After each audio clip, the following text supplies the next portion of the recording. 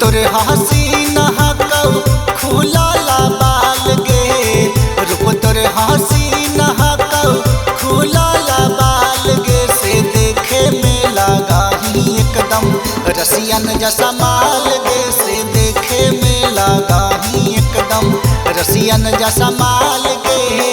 चहला ही जौना बजरिया हो जाऊ हड़ताल गे, चहला ही जौना बाजार में हो जाई हड़ताल गे, से देखे में लगा ही एकदम रसियन जैसा माल गे, से देखे में लगा ही छोड़ी रसियन जैसा माल गे, देखे में लगा ही छोड़ी रसियन जैसा माल गे। Music by Amit Gupta.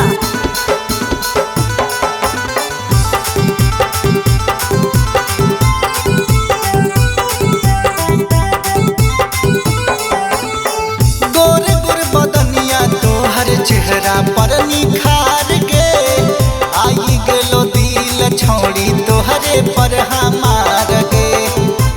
ए छोड़ी गोरे गोरे बदनिया तोहर चेहरा पर निखार गे, आई गेलो दिल छोड़ी तोहरे पर हमार गे।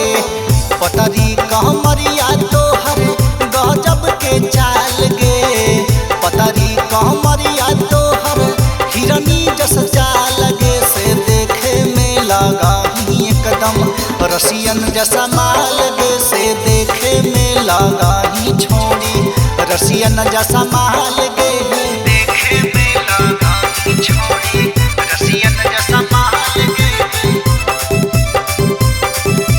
Music by Amit Gupta.